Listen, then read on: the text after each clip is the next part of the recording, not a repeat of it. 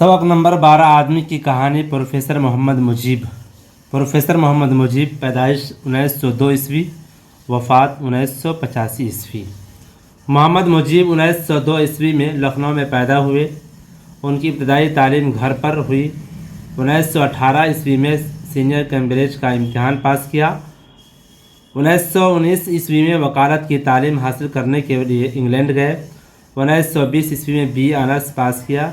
London में उन्होंने फ्रांसीसी और लातीनी ज़बानें सीखी। वहाँ से बर्लिन गए और जर्मनी ज़बान में कमाल हासिल किया। वतन वापसी के बाद जामिया मिल्लिया इस्लामिया में उस्ताद मुकर्रर हुए। 1948 ईस्वी में उन्होंने शेखुल जामिया की जिम्मेदारी संभाली और उस ओहदे से सुबकदोश हुए। मोहम्मद मुजीब को कुतुब बीनी, फ़न तामीर, संग तराशी, मुजस्समा साजी, मौसीकी और बागबानी से दिलचस्पी थी। इल्मी मैदान में तारीख़ निगारी उनका पसंदीदा मौजू था। दुनिया की कहानी 1931 ईस्वी, तारीख़ फ़लसफ़ा सियासत 1936 ईस्वी, तारीख़ तमद्दुन हिंद 1957 ईस्वी और रूसी अदब की तारीख़ 2 जिल्दों में 1960 ईस्वी उनकी मशहूर तसानीफ़ हैं। प्रोफेसर मोहम्मद मुजीब को अदब से भी गहरी दिलचस्पी थी। उन्होंने ड्रामे पर खुसूसी तवज्जो दी और 8 ड्रामे लिखे। उनमें से खेती, अंजाम, खाना जंगी और आजमाइश जामियात के निसाब में शामिल रहे हैं। बच्चों के लिए एक ड्रामा आओ ड्रामा करें भी लिखा है। उन्होंने उसके अलावा बहुत से ड्रामे लिखे जिनमें कीमियागर, बागी, चिराग राह, अंधेरा और पत्थर बहुत मकबूल हुए। वह एक कामयाब मुतरजिम भी थे। उनकी कौमी इल्मी खिदमात के एतराफ़ में हुकूमत हिंद ने उन्हें पद्म भूषण का खिताब दिया। अल्फाज मानी: आतिश फसा, आग उगलने वाला, साख्त बनावट, संख सौखरब, खोपड़ी में ना समाना, समझ में ना आना, सिफत, खूबी, खासियत, सख्त जान, तकलीफ बर्दाश्त करने वाला, तले नीचे, रौल डालना, कुचल देना, दास्तान, लंबी कहानी, फक्शन की एक किस्म, खो, गार, एक ही थैली के चट्टे बट्टे होना, एक दूसरे से करीबी ताल्लुक़ रखना, एक जैसी खुसूसियत रखना, कदीमी, पुराना, कदीम।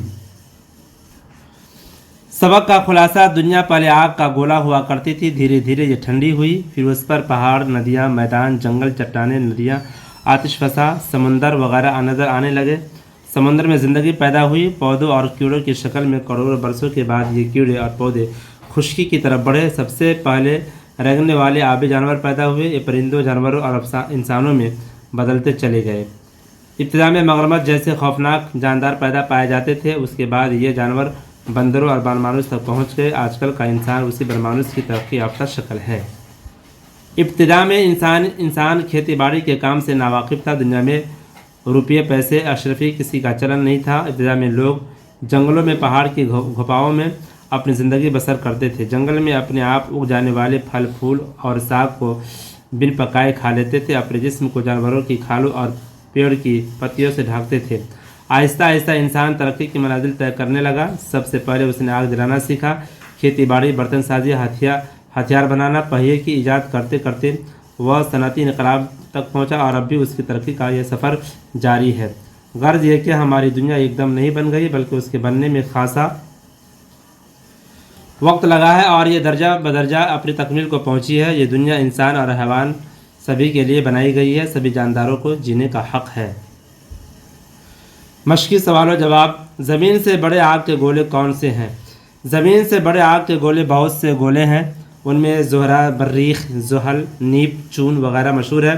तमाम तर सितारे जिनमें हाइड्रोजन गैस दहकती रहती है, करोड़ों अरबों की तादाद में कायनात में मौजूद है। ये तमाम तर सितारे आग के गोले के मानिंद हैं। ज़मीन की बनावट से ज़मीन की उम्र का अंदाज़ा किस तरह लगाया जा सकता है?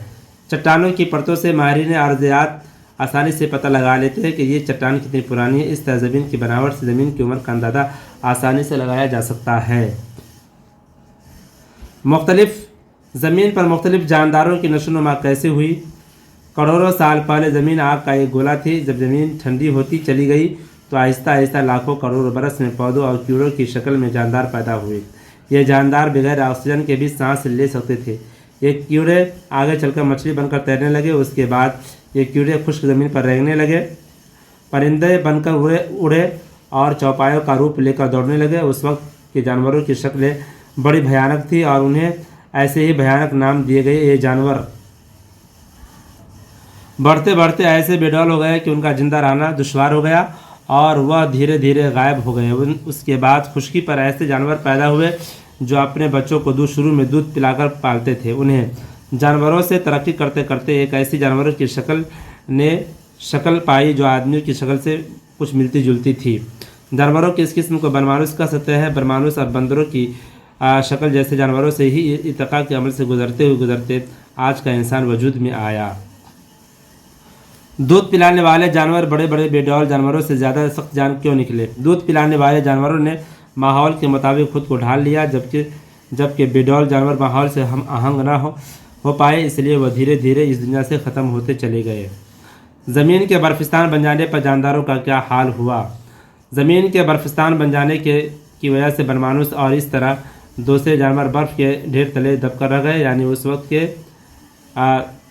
के तमाम जानवर बर्फिस्तान में दबकर मर गए। आग जलाना सीखने के बाद इंसानी ज़िंदगी में क्या तब्दीली आई?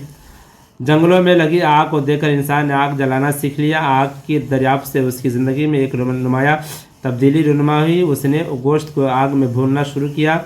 धीरे धीरे उसने खाना बनाना भी शुरू कर दिया।